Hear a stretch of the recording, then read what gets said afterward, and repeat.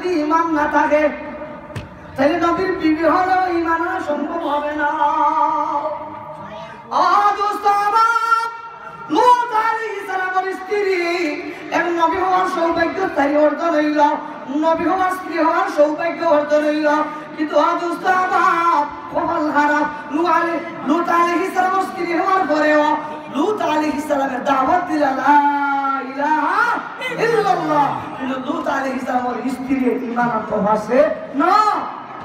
আহলে ইয়া লূত নবী হো কাফেরা সওজায়ে ফিরআউন হুয়ে মুমিনা। মিস্টার ফিরআউন, যে ফিরআউনে খুদাই দাবি করছে, সেই ফিরআউনে স্ত্রী হযরত আসিয়া আলাইহিস সালাম বাক্য চমৎকার ও দুষ্ট আবার ইমানদার আসলা, ইমানদার জুড়ে হই না কথা সুবহানাল্লাহ। আলহামদুলিল্লাহ হযরত তশরিফ এনেছে, আমি সংক্ষেপ আমার কথাটা শেষ করি। রাসূল করিম সাল্লাল্লাহু আলাইহি ওয়াসাল্লামে সেই দাওয়াত দিতে গিয়ে কতটুকু কষ্ট করতে, এই কথাটা হইল আমার কথা শেষ ইনশাআল্লাহ। আমি হাদিস পড়েছি, বুখারী শরীফের riwayat, মুসলিম শরীফের riwayat, সিহাহ তারকিলাওয়াতি যে হাদিস আছে, লম্বা হাদিস। আব্দুল্লাহ ইবনে মাসউদ রাদিয়াল্লাহু আনহু থেকে riwayat, তাই ফরমান নবী করিম সাল্লাল্লাহু আলাইহি ওয়াসাল্লাম ইয়াহকি নবিয়্যান মিনাল আমবিয়াই সালাওয়াতুল্লাহি ওয়া সালামুহু আলাইহি, আম্বিয়া কেরামের মধ্যে থেকে কোন একজন নবীর কথা ও রাসূলের কথা নবীজি বয়ান করছেন। মারাবাহু কওমুহু, এই নবীর নাকি তার কওমে মারছেন, প্রহার করছেন।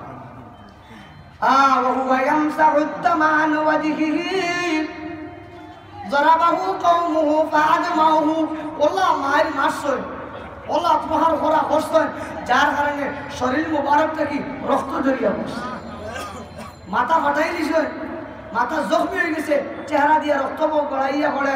ফাআদমাহু ইয়ামসাহু আত-তামা আন ওয়াজহিহি, দিও হাত দিয়া চেহারা থেকে এইভাবে রক্তরে মুছিতিরা, ওয়া কুল আর দোয়া করিতিরা, আল্লাহুম্মা গফির লিকাওমি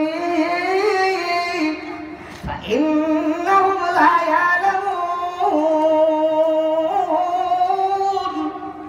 ও আল্লাহ, আমার সজাতিয়ে না জানিয়ে না বুঝিয়ে আমারে প্রহার করছে, আমারে মারার কারণে আপনি তারা সাজা দিয়ে ধ্বংস করিও না, অন্তত দুনিয়ার তারা সাজা দিও না, দুনিয়ার তাদের শাস্তি দিও না।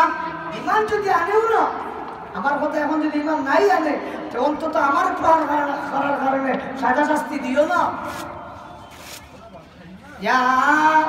ইয়া রব্বি আল্লাহুম্মা